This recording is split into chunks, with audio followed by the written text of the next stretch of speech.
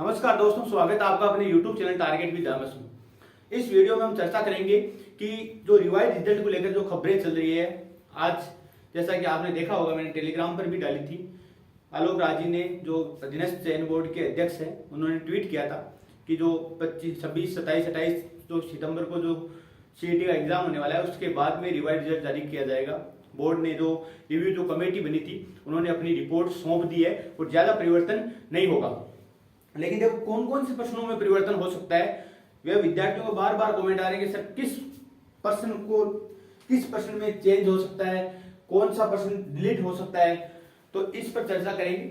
Science math की बात की जाए तो हम पहले इस वीडियो में बात करेंगे साइंस मैथ में कौन कौन से प्रश्न है, संभावित प्रश्न है जो चेंज हो सकते हैं। तो अध्यापक भर्ती परीक्षा 2022 की रिवाइज रिजल्ट को लेकर खबरें चल रही है, उसमें हम बात करेंगे कि कौन कौन सी संभावित ऐसे प्रश्न है जिनका उत्तर चेंज हो सकता है, और बोर्ड ने अगर गलत माना है, डिलीट किया है, तो कौन सा ऑप्शन सही बैठ सकता है या बोर्ड किस प्रकार का फैसला ले सकता है। पहली बात मैं आपको बता दूं, मैं कोई रिव्यू कमेटी का मेंबर नहीं हूं, तो ये आप क्लियर करें। मैं एक संभावित प्रश्न बता रहा हूं कि यह प्रश्न चेंज हो सकते हैं मेरे अनुसार।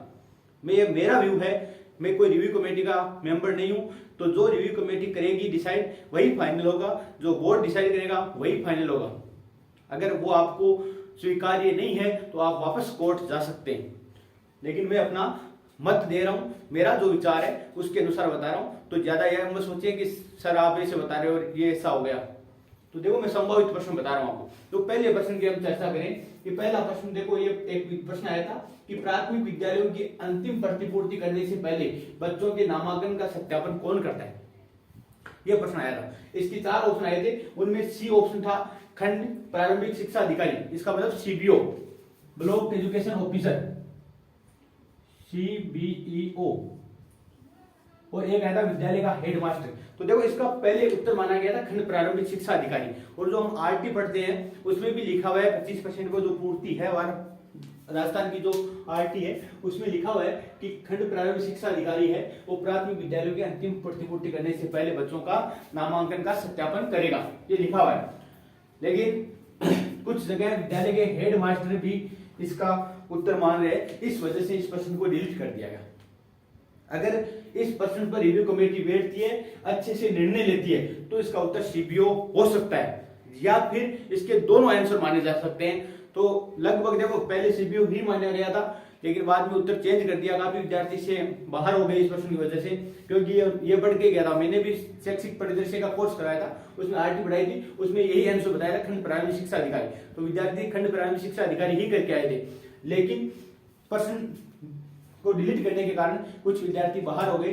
तो देखो इसका या तो उत्तर माना जाएगा खंड प्रारंभिक शिक्षा अधिकारी वापस, अगर पूरी तरह से इस पे गहराई तक जाते हैं और इसका उत्तर खंड प्रारंभिक शिक्षा अधिकारी आता है तो, और अगर दोनों उत्तर है तो इसका उत्तर दोनों मान लिया जाए तो विद्यार्थियों को फायदा हो सकता है, और अगर दोनों नहीं माना जाएगा तो इस प्रश्न को डिलीट रखा जाएगा। कोई छेड़छाड़ इस प्रश्न के साथ नहीं की जाएगी, क्योंकि अभी फाइनल एमसीक्यू में यह प्रश्न डिलीटेड है। ध्यान रखना, यह प्रश्न फाइनल एमसीक्यू में डिलीटेड है, तो इस पे कोई चेंज नहीं किया जाएगा। या तो माना जाएगा CBO, या इनके दोनों आंसर माने जा सकते हैं। अगर दोनों आंसर भी माने जाते हैं तो जिन विद्यार्थियों को नुकसान हुआ है उनके फायदा हो सकता है, क्योंकि उनके 2 नंबर का नुकसान हो गया, एक प्रश्न पूरा का पूरा चला गया, तो उन विद्यार्थियों के नुकसान हुआ है जो डिलीट प्रश्न का, वो उनको फायदा हो सकता है। दूसरा प्रश्न आएगा, मुख्यमंत्री कन्यादान योजना के तहत कितनी सहायता राशि प्रदान की जाती है। इसका पहले उत्तर माना गया था 31,000 रुपए। सी ऑप्शन में था 31,000 रुपए, डी ऑप्शन में था 21,000 रुपए। बाकी 2 ऑप्शन से अपने कोई मतलब नहीं, इन 2 ऑप्शनों में से उत्तर था। तो 31,000 रुपए पहले माने गए थे, लेकिन बाद में इस प्रश्न को डिलीट कर दिया गया, क्योंकि इस प्रश्न में क्या है, जो BPL की जो लड़कियां हैं उनको 31,000 रुपए, मतलब उनको 10,000 रुपए एक्स्ट्रा दिए जाते हैं, तो 31,000 रुपए उनको दिए जाते हैं। बाकी जितनी भी कैटेगरी की जो गर्ल्स है उन सबको कितने दिया जाता है, तो उनको 21,000 रुपए की राशि प्रदान की जाती है। केवल BPL की लड़कियां जो है उनको 31,000 रुपए, 10,000 रुपए एक्स्ट्रा दिया जाता है, बाकी सबको 21,000 रुपए। तो इसके दोनों आंसर सही है। अगर विद्यार्थियों की याचिका या कोर्ट के अधीन मामला है, तो अगर इस प्रकार देखा जाए तो इसके दोनों आंसर सही माने जाएंगे, दोनों आंसर सही माने जाएंगे, क्योंकि इसके दोनों आंसर सही है। अगर दोनों आंसर सही माने जाते हैं तो विद्यार्थियों को फायदा हो सकता है, नहीं तो फिर उनका जो रिव्यू कमेटी है उनका तर्क ये हो सकता है कि इस प्रश्न में ही या इन प्रश्न के जो ऑप्शन है वो मल्टीपल ऑप्शन दे दिए गए, इस वजह से इस प्रश्न को डिलीट किया जाता है, तो ये डिलीट रखा जा सकता है। अभी वर्तमान में यह प्रश्न डिलीटेड है, तो ऐसा हो सकता है कि इस प्रश्न को डिलीटेड रखा जाए। क्यों? क्योंकि रिव्यू कमेटी हमेशा चाहती है कि विवाद से बचे, और इस प्रश्न में तो सही है लेकिन ऑप्शन मल्टीपल दे दिए, क्योंकि प्रश्न में स्पष्ट नहीं कहा गया कि बीपीएल वाली लड़कियों के लिए है या अन्य कैटेगरी की लड़कियों वालों के लिए है। तो इस प्रश्न के उत्तर दोनों सही है, 31,000 और 21,000। तो अगर विद्यार्थियों को फायदा देना चाहती है गवर्नमेंट या बोर्ड, अगर विद्यार्थियों को फायदा देना चाहता है तो 31 और 21 दोनों माने जाएंगे, नहीं तो इस प्रश्न को डिलीट रखा जाएगा। तीसरा प्रश्न है, नई ग्रामीण पर्यटन नीति कब लागू हुई? 24 नवंबर 2022 को पहले माना गया था, लेकिन फिर इस प्रश्न को डिलीटेड कर दिया गया, और मुझे लगता है इस प्रश्न में कोई चेंज नहीं किया जाएगा, डिलीटेड ही रखा जाएगा, क्योंकि जो बजट नोटिफिकेशन जारी हुआ था इस योजना का उसके अनुसार ये डेट नहीं है, अलग ही डेट है, चारों ऑप्शन में ही नहीं थी वो डेट, इस वजह से। हाँ, 24 नवंबर 2022 को घोषणा की गई थी सरकार के द्वारा, तो ये डेट हम लागू की डेट नहीं मान सकते। तो ग्रामीण पर्यटन नीति 24 नवंबर 2022 को लागू नहीं हुई थी, इस प्रश्न को डिलीटेड ही रखा जाएगा, इसमें कोई चेंज नहीं किया जाएगा मेरे अनुसार, ये मेरा व्यू है, इस प्रश्न को कोई चेंज नहीं किया जाएगा। अगला प्रश्न है, चित्र में QPR का अर्धक PS है, तब PT लंब QR एंड कोण Q ग्रेटर देन कोण R, तब कोण TPS है। TPS का मान निकालना था, TPS इस कोण का मान निकालना था, ये प्रश्न आया था, ये चित्र दिया गया था। अब देखो इस चित्र में क्या है, जो किताब में जो चित्र बना हुआ है उसके में Q इधर है, R इधर है, PQR इस प्रकार है, तब ये मान सही बैठता है, 1/2 कोण Q माइनस कोण R, ये बी ऑप्शन माना गया था, लेकिन बाद में इस प्रश्न को क्या किया गया, चौथे प्रश्न को डिलीट कर दिया गया। ये जो भी प्रश्न है इस प्रश्न को क्या किया गया, डिलीट कर दिया गया, और ये डिलीट मेरे अनुसार या मेरा व्यू कहता है कि इस प्रश्न को डिलीट ही रखा जाएगा, इसमें कोई चेंज नहीं किया जाएगा। जो फाइनल एनसीक्यू में डिलीट किया गया था उसमें कोई चेंज नहीं किया जाएगा, क्योंकि अगर चित्र ही गलत दिया गया, फिगर ही गलत दे दिया गया, तो यह प्रश्न डिलीट योग्य है, इसमें कोई चेंज नहीं किया जाएगा। तो आपको मैं बता दिया, इन दोनों में दो आंसर मान सकते हैं, और इन दोनों प्रश्न में कोई चेंज नहीं किया जाएगा, डिलीट किया जाएगा। बिल्कुल नहीं, मैं तो प्रश्न को डिलीट करने की ही संभावना है, पूरी संभावना है कि प्रश्न को डिलीट ही रखा जाएगा, इसमें कोई छेड़छाड़ नहीं की जाएगी। अगला प्रश्न है, गणित शिक्षण में पीपीटी के प्रयोग का लाभ है। पीपीटी के प्रयोग का क्या लाभ है गणित शिक्षण में? क्रमबद्ध तरीके से जानकारी की रूपरेखा प्रस्तुत करना, संचार के प्रभावी तरीके की सुविधा देना। देखो इसके पहला ऑप्शन माना गया था क्रमबद्ध तरीके से जानकारी की रूपरेखा प्रस्तुत करना, जो पहली आंसर की आई थी उसमें यह माना गया था क्रमबद्ध तरीके से जानकारी की रूपरेखा प्रस्तुत करना। पीपीटी से हम क्रमबद्ध तरीके से रूपरेखा प्रस्तुत करते हैं, लेकिन बाद में इसका उत्तर इसका एक ऑप्शन और सही था, संचार के प्रभावी तरीकों की सुविधा देना। संचार का जो प्रभावी तरीका है उसकी सुविधा देना भी पीपीटी का एक उद्देश्य है, इसलिए इसकी मल्टीपल आंसर दो सही होने के कारण इस प्रश्न को डिलीट कर दिया गया। तो इस प्रश्न के या तो दोनों उत्तर माने जाए, अगर विद्यार्थियों को फायदा ही करवाना है तो दोनों उत्तर माने जाए। मैं तो यही मानता हूं कि ऐसे प्रश्नों में अगर दो उत्तर सही हो रहे हैं तो इनके दोनों के उत्तर माने जाए, और जो विद्यार्थी इस प्रश्न की वजह से 2 नंबर से अंदर आ रहे हैं उनको अंदर लिया जाए। तो ये दोनों प्रश्न सही है, दोनों ऑप्शन सही है, इन दोनों ऑप्शन मल्टीपल आंसर माने जाए, क्योंकि प्रश्न मल्टीपल आंसर आ गया इसका मतलब ये थोड़ी है, क्योंकि कुछ विद्यार्थी जिन्होंने किए नहीं इस प्रश्न को, अगर ये प्रश्न डिलीट हुआ तो जिन्होंने प्रश्न ही नहीं किया है या उनका ऑप्शन इन दोनों को छोड़कर ए व सी को छोड़कर बी व डी जिन्होंने किया है उनके फायदा हो रहा है। तो अगर दोनों ऑप्शन माने जाते हैं तो उन्हीं विद्यार्थियों को फायदा होगा जिन्होंने ए और सी को चूज किया है। तो इसका मेरे अनुसार मेरा जो मत है रिव्यू कमेटी के सामने वो है कि आपको इसके दोनों आंसर माने जाने चाहिए, और अगर कमेटी विवाद से बचना चाहेगी, मल्टीपल आंसर का तर्क देगी, तो इस प्रश्न को डिलीट ही रखेगी। अगर वापस कोर्ट में नहीं फंसना चाहती है तो इनके दोनों आंसर माने जाएंगे, ये आप मान के चलिए। अगला प्रश्न है, निदानात्मक परीक्षण के पश्चात यह पाया गया कि मीनल को सीखने में कठिनाई का कारण रुचि का अभाव व प्रत्यक्ष अनुभव की अनुपलब्धता है। यह किस प्रकार की, तो उसको किस प्रकार के उपचारात्मक शिक्षण की आवश्यकता है। देखो मैंने पूरा प्रश्न नहीं लिखा है, शॉर्ट में लिख रखा है, ये देखो यहाँ से इस तरह प्रश्न, निदानात्मक परीक्षण के पश्चात यह पाया गया कि मिनल को सीखने में कठिनाई का कारण रुचि का अभाव और प्रत्यक्ष अनुभव की अनुपलब्धता है। ये है। तो किस प्रकार का उपचारात्मक शिक्षण देना चाहिए? तो इसमें एक तो ऑप्शन है अनौपचारिक शिक्षण और दूसरा है व्यक्तिगत ट्यूटोरियल शिक्षण। पहले इसका उत्तर माना गया था अनौपचारिक शिक्षण। क्या माना गया था? अनौपचारिक शिक्षण। अनौपचारिक शिक्षण देके अनौपचारिक शिक्षण की व्यवस्था करके आप उसको इस अनुपलब्धता को, जो रुचि का अभाव है या प्रत्यक्ष अनुभव की अनुपलब्धता है, इसको सही कर सकते हैं। बाद में इसका उत्तर मान लिया गया बी।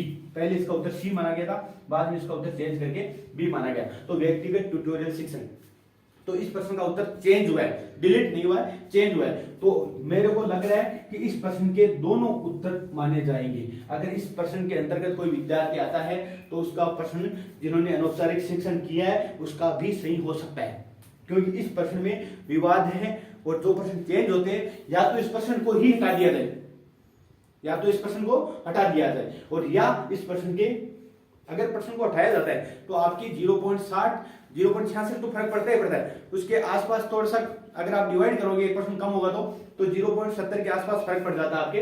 तो अगर प्रश्न डिलीट किया जाता है तो 0.70 का फर्क पड़ेगा, क्योंकि अगर मल्टीपल आंसर के कारण इन प्रश्नों को डिलीट किया गया है तो यह भी डिलीट किया जा सकता है। और अगर नहीं तो इसके दोनों आंसर माने जाएंगे, और दोनों आंसर माने जाते हैं तो आप विद्यार्थी है वो 2.66 से अंदर आ सकता है।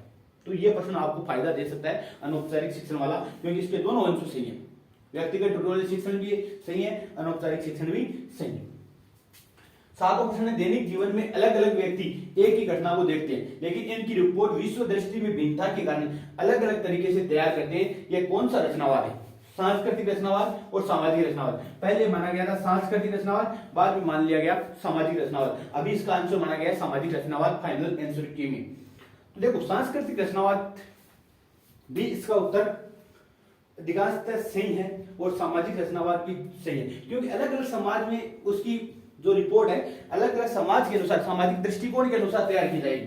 और पहले इसका आंसर सी माना गया। उस समय भी ये तरह था कि हर देश की, विश्व में हर देश की अलग अलग संस्कृति होती है, उसके अनुसार भी वो रिपोर्ट तैयार कर सकते हैं। तो इसके दोनों आंसर सही है, दोनों आंसर सही है। तो या तो इसके दोनों आंसर माने जाएंगे या इस प्रश्न को ही हटाया जाएगा, या तो दोनों आंसर माने जाएंगे या इस प्रश्न को हटाया जाएगा। सामाजिक रचनावाद या सांस्कृतिक रचनावाद, इस प्रश्न पर विवाद है और इस प्रश्न दोनों को हटाए जाएंगे।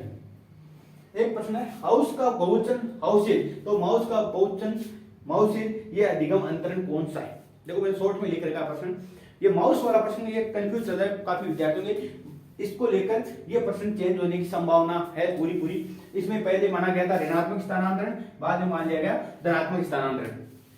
तो ये धनात्मक स्थानांतरण है वो डिक्शनरी की वजह से माना गया है, लेकिन इस प्रश्न को अगर गहराई से पढ़े या सोर्स बुकों से ध्यान में दे तो इसका उत्तर ऋणात्मक स्थानांतरण होगा।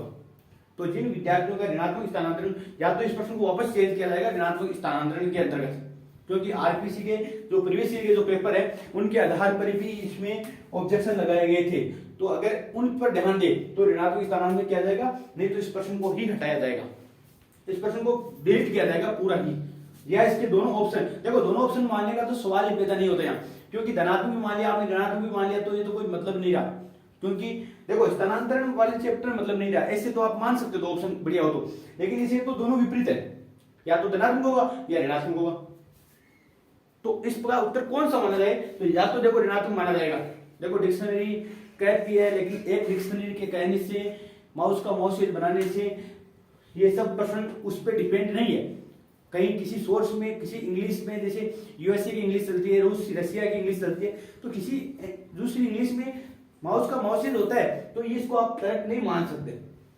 देखो मेरे हिसाब से, देखो मैं अपना व्यू बता रहा हूँ, आपको पहले बता देता हूँ, ये मेरा व्यू है, या तो इसको ऋणात्मक स्थानांतरण माना जाएगा, नहीं तो ये प्रश्न डिलीट किया जाएगा। फिर रिव्यू कमेटी अपने अनुसार कौन सा निर्णय लेते हैं वो उन पर डिपेंड करता है। इसके बाद अगला प्रश्न है, निम्न में से कौन सी योजना राजस्थान सरकार के सामाजिक न्याय एवं अधिकारिता विभाग से संबंधित नहीं है? देखो रिव्यू कमेटी जो कोर्ट में जो याचिकाकर्ता जिन्होंने प्रश्न लिखे थे उनमें इसने कहा था कि हम इसका कोई भी उत्तर चेंज नहीं कर रहे हैं, बाकी इनके तो उत्तर चेंज किए गए थे, इसमें कोई उत्तर नहीं चेंज किया गया। पहले भी शुभ शक्ति योजना माना गया था, अब भी शुभ शक्ति योजना माना गया है। लेकिन इस प्रश्न में मुझे लग रहा है थोड़ा डाउट है, ये डाउट है कि जो स्वाधार गृह योजना है, देखो ये शुभ शक्ति योजना आपके लेबर विभाग, जो लेबर डिपार्टमेंट है, श्रम विभाग है, उसकी है। नवजीवन योजना और जो पालनहार योजना है ये सामाजिक न्याय एवं अधिकारिता विभाग की योजना है, लेकिन जो स्वाधार गृह योजना है ये महिला एवं बाल विकास विभाग की योजना है। ये केंद्र सरकार के महिला एवं बाल विकास विभाग की योजना है। तो स्वाधार गृह योजना जो है वो सामाजिक न्याय एवं अधिकारिता विभाग के अंतर्गत नहीं आती। तो इसके देखो दोनों ऑप्शन सही है, मेरे अनुसार इसके दोनों ऑप्शन सही है। तो या तो इस प्रश्न को डिलीट किया जाए या इनमें से दोनों ऑप्शन माने जाए। अगर रिव्यू कमेटी हर प्रश्न पर, देखो एक तो है अगर रिव्यू कमेटी जो याचिकाकर्ता जिन्होंने बने थे या जो बोर्ड ने जो रिपोर्ट सौंपी थी पहले, उन्हीं प्रश्नों पर अगर नजर डालती है, उन्हीं प्रश्नों का रिव्यू करती है, तो ये ऑप्शन, इसको प्रश्न को हिलाया नहीं जाएगा, यही रखा जाएगा।